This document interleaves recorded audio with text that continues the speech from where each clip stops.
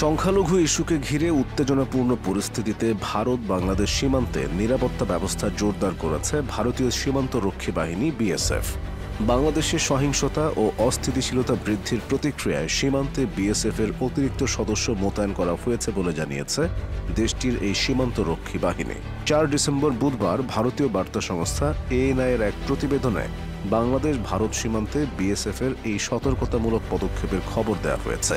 এএনআই-এর প্রতিবেদনে বলা হয়েছে, গত 2 ডিসেম্বর ত্রিপুরার আগরতলায় বাংলাদেশের সহকারী হাইকমিশনের অফিসে হামলার ঘটনার পর পরিস্থিতি উত্তপ্ত হয়ে উঠেছে।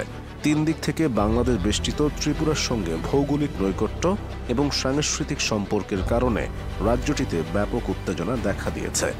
এমন পরিস্থিতিতে ভারতীয় কর্তৃপক্ষ বাংলাদেশ সীমান্তে টহল ও নজরদারি জোরদার করেছে। এএনআই বলছে, বিএসএফ সদস্যরা উচ্চ সতর্কতায় রয়েছেন যাতে কোনো অস্থিরতা সীমান্ত পেরিয়ে ভারতের অভ্যন্তরে ছড়িয়ে পড়তে না পারে অথবা কোনো অনাকাঙ্ক্ষিত ঘটনা না ঘটে। বিএসএফের কয়েকজন কনস্টেবলের সঙ্গে কথা বলেছে এএনআই। এ সময় তারা বাংলাদেশ সীমান্তে অতিরিক্ত নিরাপত্তা জোরদারের ঘটনায় নিজেদের আত্মবিশ্বাসের কথা তুলে ধরেছেন। কিন্তু কেন হঠাৎ করে বিএসএফের জওয়ানদের এ ধরনের আত্মবিশ্বাসের কথা প্রতিবেদনে তুলে ধরা হয়েছে সেই বিষয়ে কিছুই জানায়নি এএনআই।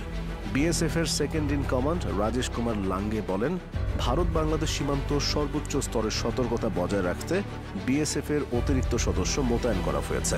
তিনি বলেন, বাংলাদেশের বর্তমান পরিস্থিতির পরিপ্রেক্ষিতে ভারতের সীমান্ত অধিক সুরক্ষিত রাখতে সতর্কতা বাড়িয়েছে বিএসএফ।